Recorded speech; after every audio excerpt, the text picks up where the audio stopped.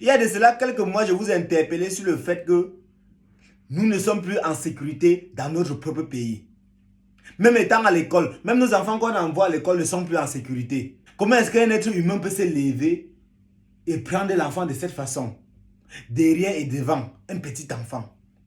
Vous acceptez même quoi? Nous sommes vraiment en insécurité dans ce pays. Famille, voici la maman de la jeune petite fille qui a été violée, qui fait de graves révélations. Écoutez ce monstre vidéo. Je, je sais pas, je me retrouve en train de faire ceci, ça n'entre pas dans mon éthique de vie, en fait. Mais là, à un moment, on craque, en fait. On craque. Parce que je suis là, ça va? Je ne comprends pas comment mon enfant est victime d'un viol dans un établissement. Je pars dans cet établissement pour demander ce qui se passe avec mon enfant. Déjà, on ne me prend même pas au sérieux. On ne me prend pas au sérieux. On me menace. Sur quoi on me menace? Ils me menacent. Ils me disent, ils vont gérer. Genre, ils ont le gros bras. Ils ont le gros bras. J'ai fait ce qu'il y avait à faire. J'ai amené l'enfant le jour même qu'on a constaté. À l'instant, on a amené l'enfant à l'hôpital.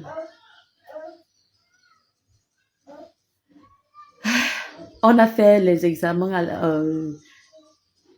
pas les examens, les médecins ont confirmé qu'effectivement, il y a eu viol. Il y a eu viol. Il fallait l'avis du gynécologue.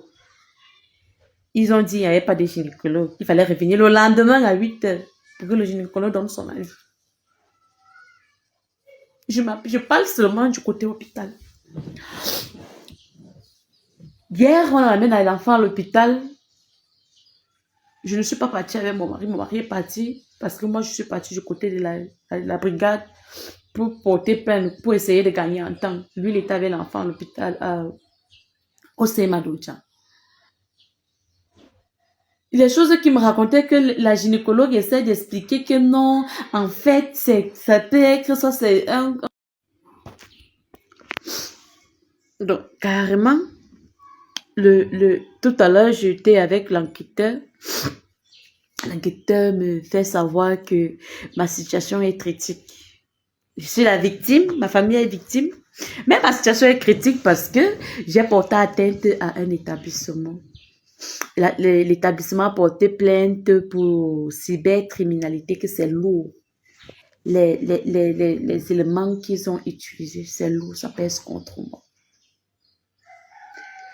Ça pèse contre moi. Mais à quel moment nous sommes arrivés à ça? À quel moment nous sommes arrivés à ça?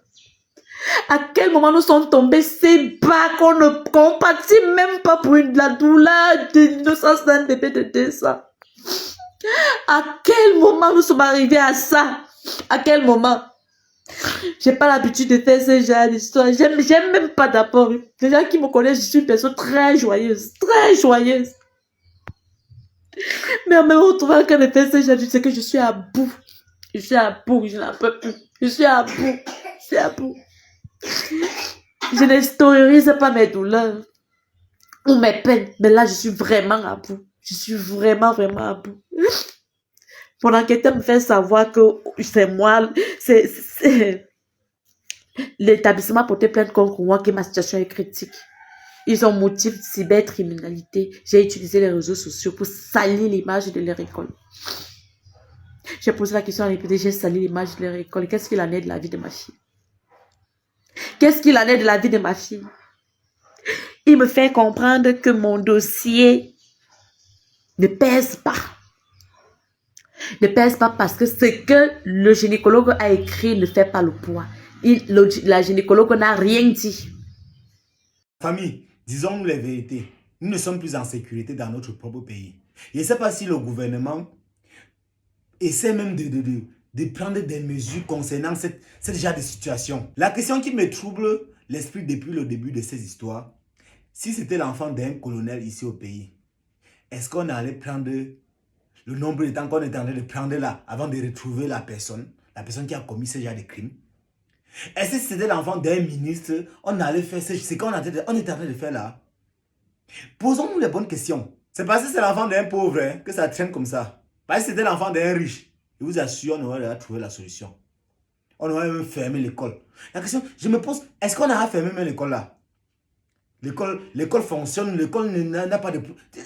Non, tu te poses la question à savoir, est-ce qu'on est encore gouverné dans ce pays? Donc, tu réfléchis même pas de comment ça ne donne même pas. C'est parce que c'est l'enfant d'un pauvre. Tentez ça à un enfant d'un riche. Vous allez voir, on va fermer même le Cameroun pendant 3 jours. C'est quoi ça? Ça fait pratiquement au moins 1 an qu'on kidnappe les enfants ici au pays. Le gouvernement a dit quoi? Qu'est-ce que le gouvernement a pris comme mesure de sécurité dans notre propre pays? Ça fait juste 2 ans. Soit c'est une femme qu'on a violée, soit c'est une grande personne qu'on a tuée, soit c'est les enfants qu'on a kidnappés, soit c'est les enfants qu'on a violés. Donc, qu'est-ce que le gouvernement fait? Qu'est-ce que le gouvernement fait? Donc, deux fois, je me pose la question, mieux non? Mieux, ce sont ceux qui sont partis là. Mieux, ce sont ceux qui sont partis, ils sont en sécurité à l'étranger, au Canada, en Allemagne, à l'étranger au fait. Parce que ceux-là sont au moins en sécurité. Par rapport à nous, nous ne sommes pas en sécurité. Hello la famille, désormais vous pouvez vous inscrire sur ASB en utilisant mon code promo ES141 pour bénéficier de 200% de bonus lors de vos premières recharges.